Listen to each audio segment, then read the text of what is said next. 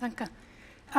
Ladies and gentlemen, the topic of my talk, the internet as a governance challenge, is incredibly huge. So what I'll be giving you in the next 7 minutes are just really little snippets, tiny pieces of addressing this question, the big question of who controls the internet. And let me start with some basics here. The fundament of our current law, both in its international and national dimensions, is the state. Ever since the Peace of Westphalia, 1648, the major unit that sets and enforces the rules is the state.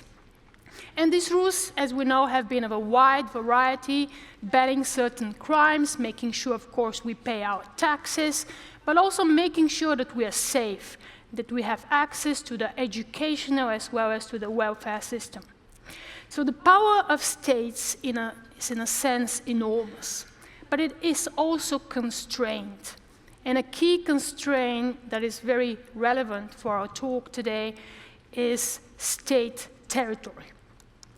So the state is to exercise its powers within the bounds of its territory, and this has been acknowledged for the longest of time. Now enter the internet. How does the internet function? So it is, in a sense, a network of networks that function under a uniform set of protocols. So data is broken into small packets that travel across the network. They are not controlled during this travel, and they travel independently, only to be assembled at the very destination so that we can actually consume the information. So in this sense, and this is quite important, inbuilt characteristic of the internet, it's essential part of its architecture that it is ignorant to state borders. In the early days of cyber war, there was this very romantic narrative where it said, well, the internet is indeed the end of the Westphalia system as we know it, the end of the state system. This, however, did not happen. The power of the state resurged, and the power of state matters in a very straightforward manner in cyberspace. The notorious example here is, of course, the NSA revelations made by Edward Snowden in 2013, but there are very many other examples that happen actually on a much smaller scale on an everyday basis. So in a sense, the state assumes jurisdiction over things that happen online, and jurisdiction can be very fuzzy. And let me give you here an example. So a colleague of mine, Professor Weiler, he's a professor in New York as well as in Florence, he edits a legal journal. And he was sued for publishing a book review that was not particularly favorable to the author. And he was sued under French law for defamation. Just to give you the facts, the book's in English, the author is Israeli, the journal's publishing house is Dutch, the reviewer was in fact German, and the server where the journal is published is in the US. So Snowden and this sort of jurisdictional mess made us a little bit think that what we have actually on the internet is a sort of a governance chaos.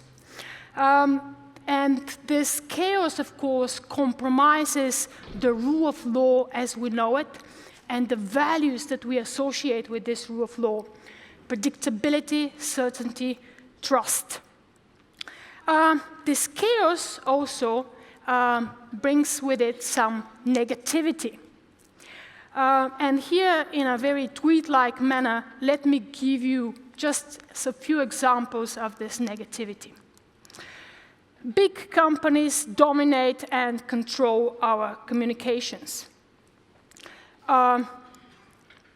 ICANN, the Internet Corporation for a Site Name and Numbers, is not accountable to anyone by the US. Our fundamental citizens' rights, such as freedom of expression and privacy, are infringed on a daily basis. Our citizens are getting too much of this and too much of this, and not engaging in any meaningful political deliberation. This negativity is in fact intrinsic to most of the debates underlying internet governance.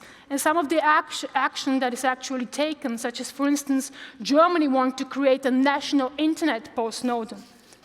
And it is important that this negativity is not necessarily contributing to any forward-looking action in governance matters, and may be indeed questioning the internet as a general-purpose technology. So the question that I started with in the beginning, the big question, who controls the internet, may indeed be wrong. It is the wrong question to ask, because what we need is a much more nuanced understanding of the layers of internet governance. We should not view the system as some sort of a monolithic regime. It is not. The internet is not one thing. So states should learn to deal with the complexity of the internet governance system that goes along different layers. And here, infrastructure matters as well. So it's not just data, something that we're going to talk about afterwards. And we should also not forget that a great deal of cooperation has been intrinsic both to the development, to the evolution of the internet, as well as to the international legal system. So states, as key regulatory entrepreneurs, should learn to take a long-term view on things and deal with complexities I mentioned before. They should not act out of the pure will to assert their sovereignty, and even worse, to get influenced by lobbying groups who tell them what to do. Because then what might happen is actually that the action that they undertake do not actually attain the purposes. And even though those purposes may be very well justified, such as the protection of privacy or the protection of copyright, and may indeed stifle the internet's growth and evolution. Thanks very much.